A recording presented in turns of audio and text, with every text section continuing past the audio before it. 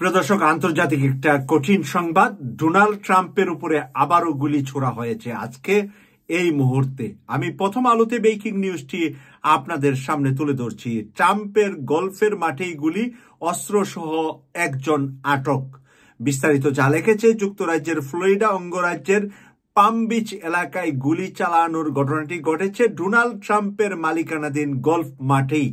Donald Trump যেই golf মাঠে golf খেলেন তার মালিকানাধীন সেই এই গল্ফ মাঠেরও মালিক, তার বাড়ির পাশেই এটা ফ্লোরিডাতে। সেখানে এই মুহূর্তে গুলি ছোড়া হয়েছে। রোববার এই ঘটনার সময় সেখানে গল্ফ খেলছিলেন সাবেক এই প্রেসিডেন্ট। উনি তখন ওখানে গল্ফ খেলছিলেন। গোলাগুলির পর অস্ত্রসহ এক ব্যক্তিকে আটক করা হয়েছে। সংবাদ মাধ্যম দ্য নিউ ইয়র্ক টাইমসের প্রতিবেদনে এ তথ্য জানা গিয়েছে। দ্য নিউ ইয়র্ক টাইমস এই তথ্যটি প্রকাশ করেছে। আইন শৃঙ্খলা রক্ষাকারী বাহিনীর স্থানীয় কর্মকর্তাদের বরাত দিয়ে নিউ ইয়র্ক টাইমস বলেছে, গল্ফ মাঠে গুলির ঘটনায় সন্দেহভাজন একজনকে আটক করা হয়েছে। তার কাছে একটি আগ্নেয়াস্ত্র ছিল। AK-47 গড়ানোর এই আগ্নেয়াস্ত্রটি জব্দ করেছে নিরাপত্তা বাহিনী। একটা AK-47 টাইপের এই ধরনেরই একটি আগ্নেয়াস্ত্র ছিল। নিরাপত্তা বাহিনী তা নিতে পেরেছে এবং ওই লোকটাকে গ্রেফতারও করেছে। যুক্তরাষ্ট্র আগামী নভেম্বরে অনুষ্ঠিত প্রেসিডেন্ট নির্বাচনে রিপাবলিক দলের প্রার্থী ডোনাল্ড ট্রাম্প। গুলির ঘটনার পর তার প্রচার শিবির থেকে জানানো হয়েছিল, ট্রাম্প যেখানে অবস্থান করছিলেন তার কাছাকাছি গুলি চালানো হয়েছে, তিনি নিরাপদে আছেন। আপাতত এর বেশি কিছু জানানো হয় নাই। ডোনাল্ড ট্রাম্প নিরাপদে আছেন, কিন্তু কাছাকাছি জায়গায় যেখানে উনি গল্ফ খেলেন সেখানে গুলি ছোড়া হয়েছে। কয়েকটি গণমাধ্যমের খবরে বলা হয়েছে, গোলাগুলির ঘটনার সময় ফ্লোরিডা ওয়েস্ট পাম বিচের নিচে গল্ফ মাঠে খেলছিলেন ট্রাম্প। এই মাঠটির মারে লাগানো এলাকায় তার বাড়ি থেকে খুব একটা দূরে নয়। এই সময় ট্রাম্পের নিরাপত্তা দায়িত্বে ছিলেন সিক্রেট সার্ভিস বাহিনীর সদস্যরা। সেখানে সিক্রেট সার্ভিস বাহিনীর সদস্যরা ট্রাম্পের নিরাপত্তার দায়িত্বে ছিলেন। সিক্রেট সার্ভিসের সাবেক কর্মকর্তা ভ্যারি ডোনেলিও সাংবাদিকদের বিবিসিকে বলেছেন, ট্রাম্পের গল্ফের মাঠে গুলির ঘটনায় AK-47 রাইফেল ব্যবহার করা হয়েছে বলে মনে করা হচ্ছে।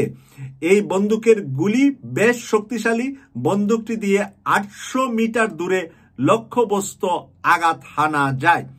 800 মিটার দূরে মানুষ মারা যায় বা যে কোনো কিছুকে হত্যা করা যায়। এটা একটা পাওয়ারফুল বন্দুক ছিল।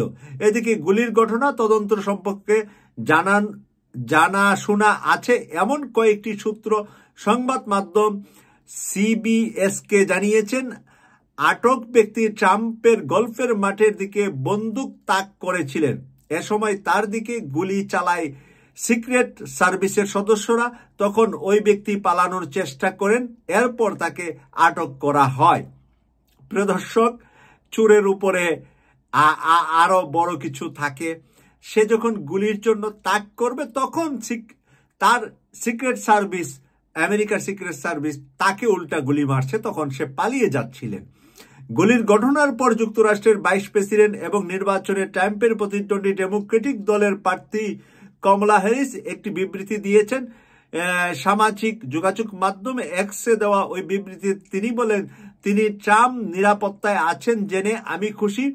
আমেরিকার সহিংসতার কোনো স্থান নেই। ওনার সাথে যিনি প্রতিদ্বন্দ্বিতা করছেন ট্রাম্পের বিরুদ্ধে, ডেমোক্রেটিক দলের কমলা হ্যারিস, তিনি ট্রাম্প ভালো আছেন, সুস্থ আছেন শুনে উনি এর পক্ষে যে এরকম কোনো যুক্তরাষ্ট্রে আমেরিকার মতো জায়গায় এই ধরনের কোনো প্রার্থীকে হত্যা করা বা প্রার্থীর ক্ষয়ক্ষতি করার পক্ষে নয়। তার মানে হলো তৃতীয় কোনো শক্তি ওখানে অশান্ত করার জন্যই ডোনাল্ড ট্রাম্পকে লক্ষ্য করে বারবার গুলি ছুড়ছে। প্রিয় দর্শক, ইউকে কসবা টিভিকে সাবস্ক্রাইব করে নিয়মিত অনুষ্ঠান দেখার আমন্ত্রণ জানাচ্ছি। আমি সৈয়দ মাসুক, লন্ডন থেকে। আল্লাহ হাফেজ।